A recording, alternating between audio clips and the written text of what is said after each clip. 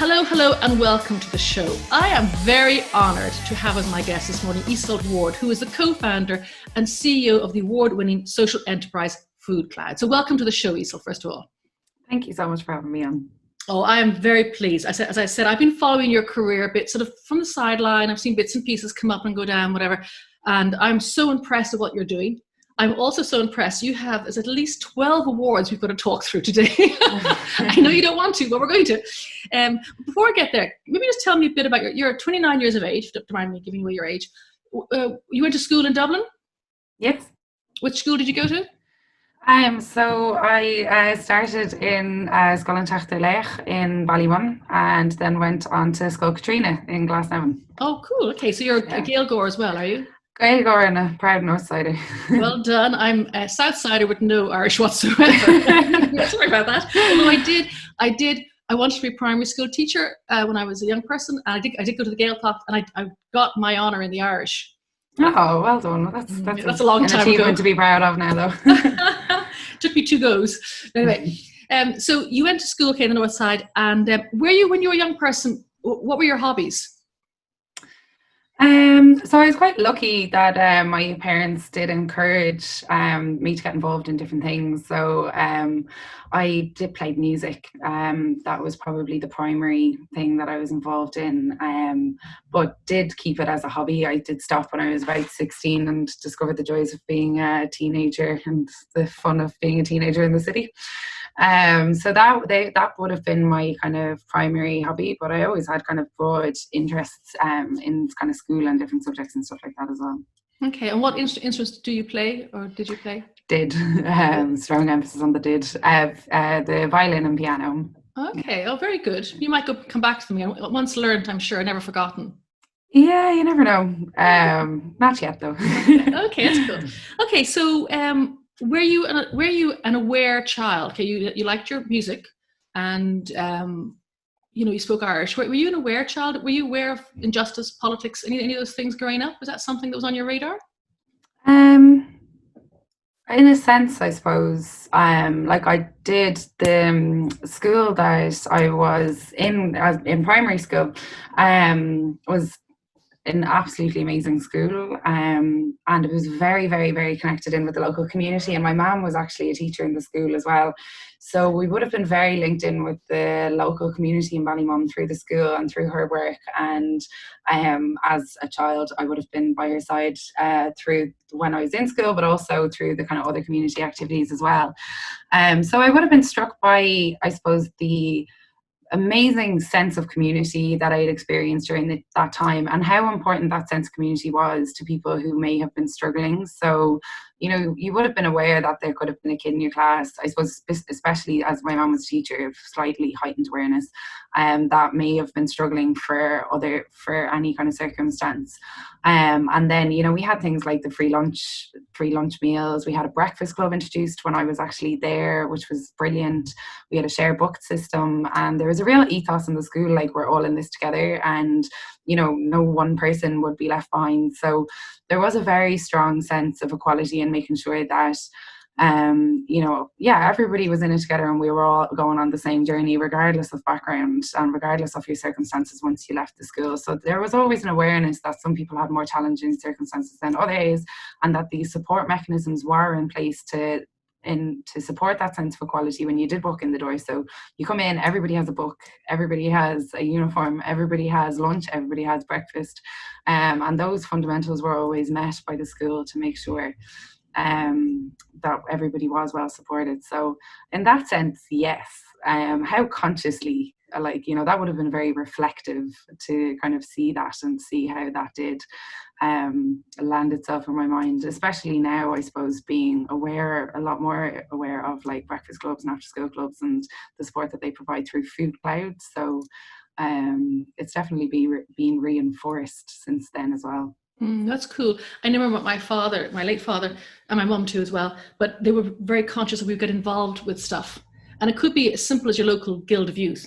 That's how old I am. It was called a Guild of Youth as opposed to a youth club. But you were involved, and the idea was you gave back to the community, or you were in the Guides or the Scouts or the Brownies, or you were a part of the local, I don't know, you played sport, or you did things, and it was And then as you got older, you went back as a leader. There was always that natural progression that you kind of followed on from the other young people. So I think you're right. And when you got to Trinity, you went to Trinity, wasn't it? Yeah. Did you then become an activist? Or what happened there? What happened when you were in Trinity? Not quite. No, I was definitely a fun student who just started in Trinity and had one objective in first year, was just to have fun and make friends. It was really in third year, going into my third year. I suppose for my first 2 years, I was studying business and economics, and I genuinely took a real interest in business and economics. I hadn't studied them in school, so they were new subjects, but they did kind of marry a lot of things I was interested in generally. And then as I was going into third year, I actually firstly became aware of this idea of a social enterprise.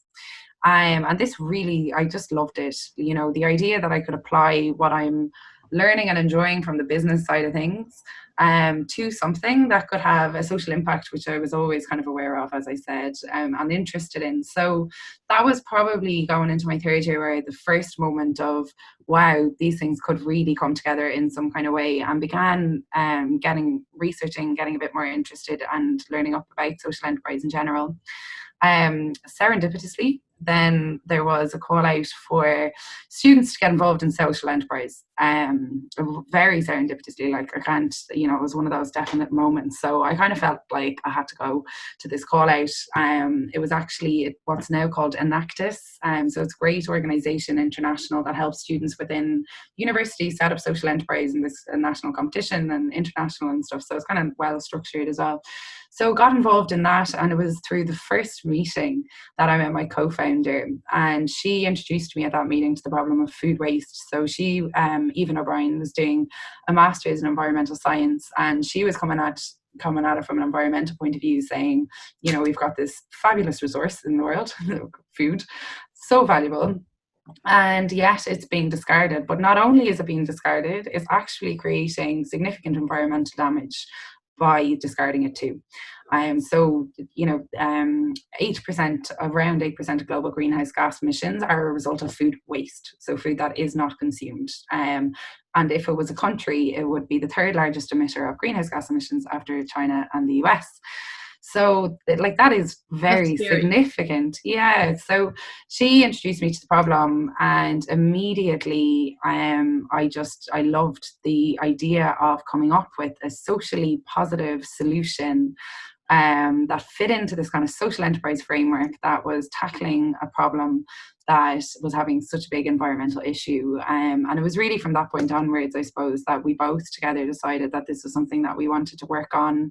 Definitely initially it was as a college project within this Enactus framework or society, and then realised, I suppose, as we developed the project, that actually not if it was going to have an impact and it was going to have to succeed, it was going to have to go beyond the walls of Trinity, it was going to have to go outside of Dublin, and it was going to have to really at least aim to be a national solution because of the scale of the food waste problem. So that was kind of how it evolved. It was a little bit unintentional, but you can kind of see from the journey that a few things kind of fell into place quite nicely, and a few interests aligned, which I'm very fortunate to have happen at that stage. So tell me, were you able to follow models, international models, or were you creating this idea from scratch? Definitely learning a lot from international models. So whilst FoodCloud and food redistribution was a relatively new concept in Ireland, it had been and is still very well established internationally. So we're actually the Irish member of the European Federation of Food Banks, which are organisations set up to redistribute food using logistics and warehousing solutions predominantly. What's different about FoodCloud is before we had warehousing, we had technology. So we started off with a technology, a virtual food bank almost, connecting businesses directly to charities. And it was only a few years later that we, in partnership with another organisation, set up the 3 warehouses and the 3 hubs that we now have as well. So now we have in Ireland brought together the new solution, which is technology focused, with the traditional solution, which is the warehousing. But the warehousing has been happening across Europe since the 80s roughly. In the US, it was established in the 60s. And as well as that, technology solutions have been worked on internationally. we're one of, if not the largest, definitely, that's managing food redistribution through a technology platform. But there are others in different kind of versions and stuff. So we did learn a lot from our international counterparts, from other organizations trying to do something similar. And since being part of that network, have continued, the European network in particular, have continued to learn an awful lot. And, you know, we're very grateful and lucky in a sense that we can get insights and lessons learned from others who have been doing this for quite a long time. So tell me a bit about the technology. Where did it start from? How did you build it, and how does it work? Yeah, so the basic idea is that in a supermarket, there's perfectly edible food that, you know, it might be in the reduce to clear section currently, and then at the end of the day, it might not sell through. But often there's a good amount of food that's still high quality, good to eat, that is saleable that evening, but no one else is going to buy it, but not saleable the next day. So our platform allows the person in the store to upload details of that food that's available, and then an automatic text message or an app notification is sent out to a local charity who's registered for the service. It means that those small quantities of surplus food that are available in supermarkets that are actually hard to redistribute if you do it manually, like, you know, driving around to stores and picking up and dropping off. But actually, if you create an automatic way of notifying a charity that's within the local community of that supermarket, reducing the effort that's involved in actually getting the food and maximizing the value of the food because you're getting it so quickly. So that was the idea with this technology, and it was really acknowledging that this problem can be solved within a community if the right connections are made and if the right setting is there.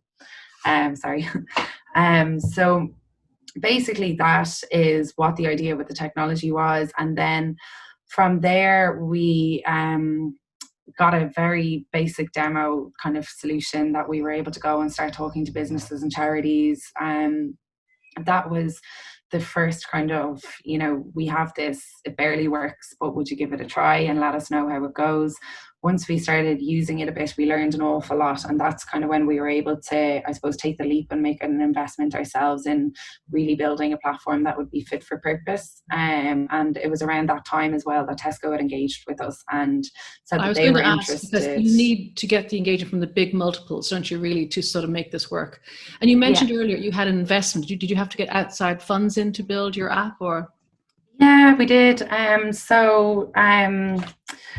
It would have, I suppose, initially would have come from kind of a lot of different small sources. We entered a lot of kind of grants and competitions in the early days, which allowed us to get some initial funding. And then when we were, I suppose, looking for more significant funding, we did get a philanthropic donation, which covered the cost of our first ever engineer that we hired to bring it in-house. So that was kind of, I suppose, that's what helped us incrementally develop and grow our solution. But also then, as soon as we were in a position to roll out with Tesco, so to agree with them to work with all of their stores across Ireland, at that point as well, they entered into a contract with us. So we were able to generate revenue from that service that we were supplying to them, demonstrating the benefit of, you know, reducing the environmental impact, increased store engagement and employee engagement, making connections with their local community, increasing local brand value. You know, there's a lot of value around this for supermarkets and to engage in this. So we were able to work with them to kind of quantify that value for them, agree a price per store, which then meant that we had a sustainable income stream for the solution that we're setting up, which goes back to the social enterprise value that we really started with. So whilst we're a registered charity and we're a non-profit organisation, it was in our foundation that we would aim to have sustainable income streams through a social enterprise model.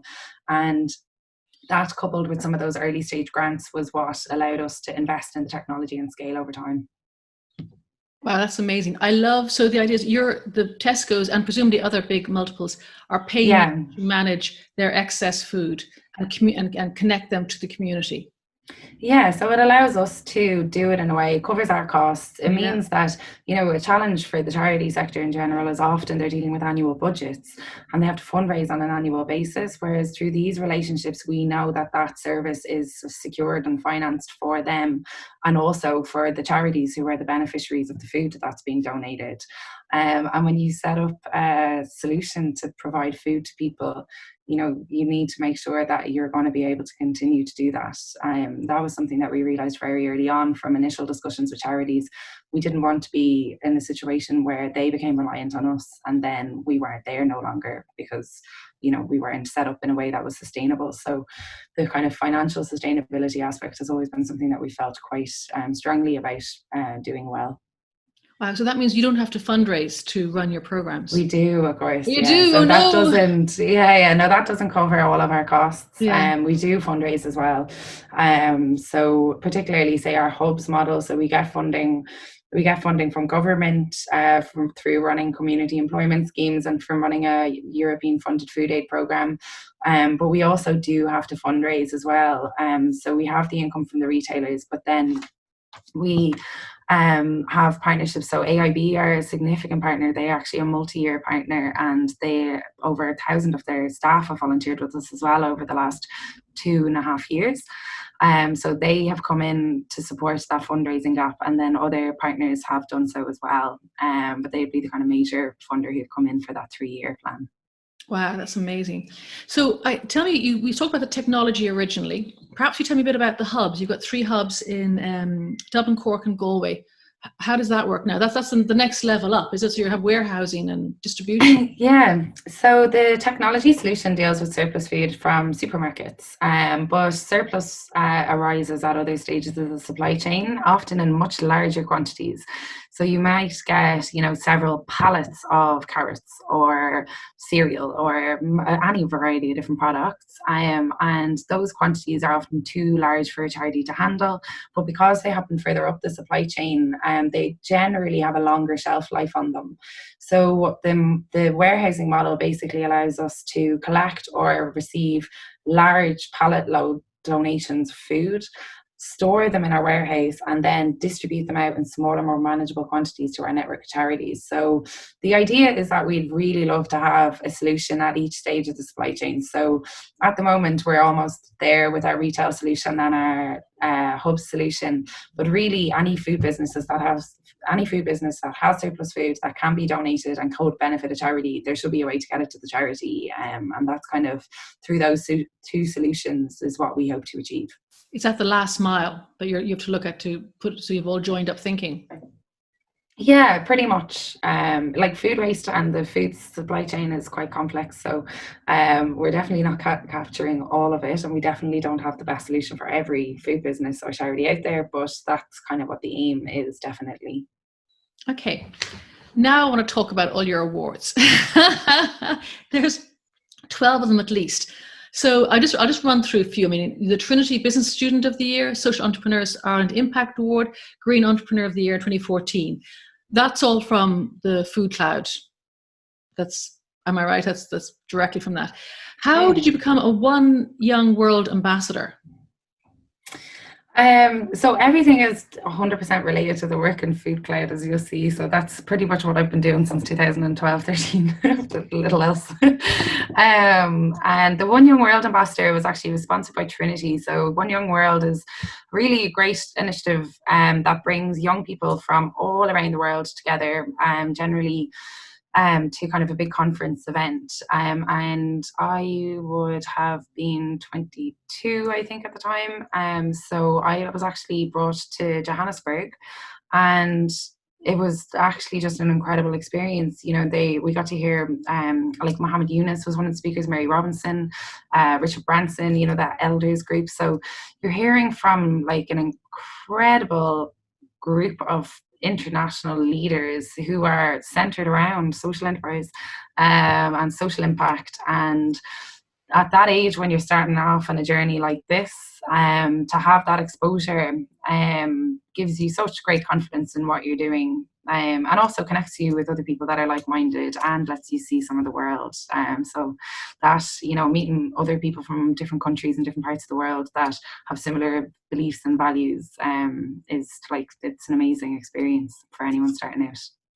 Time Magazine's Next Generation Leaders. I mean, that's a huge accolade. Mary Clare Future Shapers Award, Women in Business Social Entrepreneurs. How did you get a Humanitarian Award from the Muhammad Ali Center in Louisville, Kentucky? How did that come about? Yeah, so Muhammad Ali did a lot in his life around food distribution and supporting people in food poverty internationally. And they have established these humanitarian awards, obviously, in his name. So they came across FoodCloud and reached out to give the award that was focused on giving. So that was one of his core values. So I didn't know that. That's interesting. I didn't realize it was. I didn't know it at the time either, but really incredible. Some really amazing stories from the humanitarian aspects of his life and work. So yeah, it was myself and a few others who, based on the different values that he had, were given awards to highlight and demonstrate our work and how they aligned with his. And of course, I mean, while it's lovely to get awards, and I know you were going, oh, don't go through the awards before you started, it opens doors for you as well, doesn't it? If you have an award, you can then go, well, AIB was more likely to sponsor you perhaps, or, other companies and other politicians, maybe lobbying government. Do you find that it's very helpful in opening doors? It definitely helps from a credibility point of view. So when you're starting, and I know this from when I was starting out, obviously, I was young in college or just out of college with an idea and a great co-founder. We were very idealistic and we had a big ambition to do something that hadn't been done before, and we needed a lot of industry partners to make that happen. So for Tesco, they did really take a leap of faith, because we hadn't had very much traction at the time. But when you are trying to expand and you are trying to develop new partnerships, having that recognition that somebody else has looked at your work, has looked at your track record, has looked at what you're doing, and has said that they would like to give you credibility or credit for that through this award, like that, definitely, it's kind of like, third-party validation for what you're doing. So I think especially when you're starting out without a big CV of experience behind you and you don't have a network, yourself that you've built up already to tap into, you kind of are starting at the bottom step in terms of having to build that network, having to establish credibility for your own reputation, etc., so that people are willing to partner with you and trust in you, that you will deliver and do what you say you're going to do. So I think that's where they really do help, that you are acknowledged by others, and that then gives other people confidence to engage with you and engage with the service. And commit to working with you. You probably have a mantelpiece full of these trophies and these awards. Don't throw them out. So I'd like to just ask the last couple of questions on just the FoodCloud itself. So if I can touch on the three prongs, if you like. So environmentally sensitive. If you want to talk to that for a minute or so. Yes, so as I mentioned earlier, food waste results in over almost 8% of global greenhouse gas emissions, which is obviously a huge impact on our environment. And essentially, if you think of food, you may be able to buy food very cheaply in the supermarket, but if you think of the life of that food, the resources that have gone into it, the energy, the water, the people who have made that food reach that supermarket, you're not just throwing away 20 cents. You are throwing away the huge amount of resource and energy that went into getting that food there.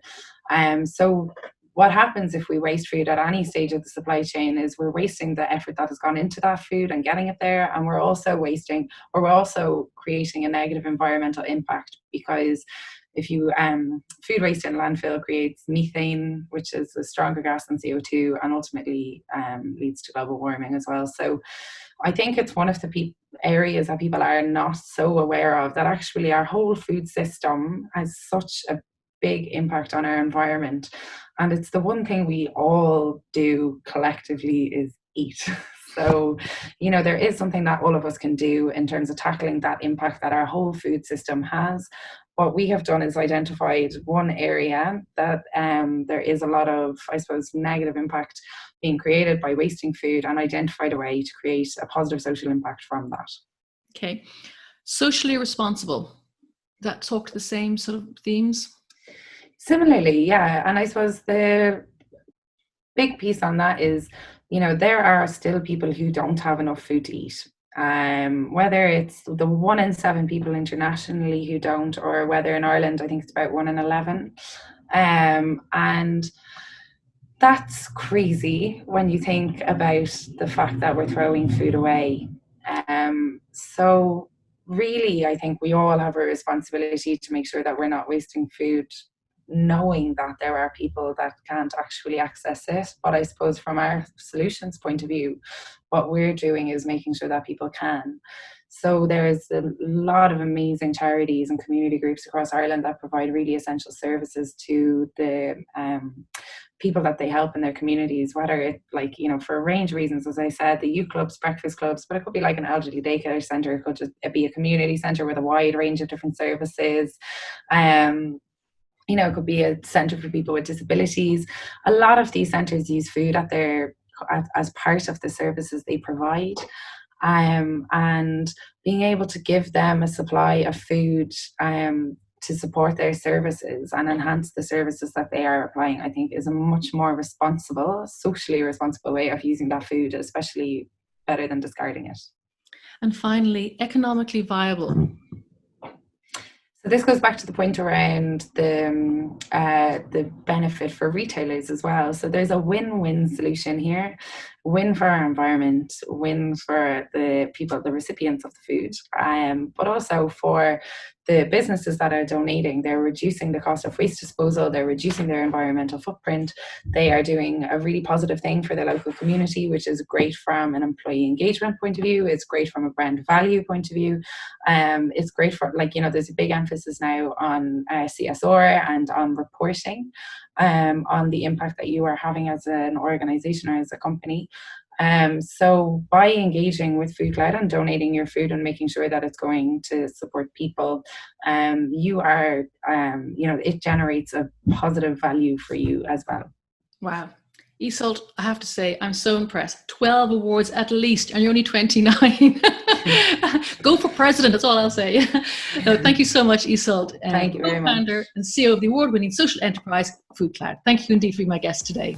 Thank you very much, Vivian.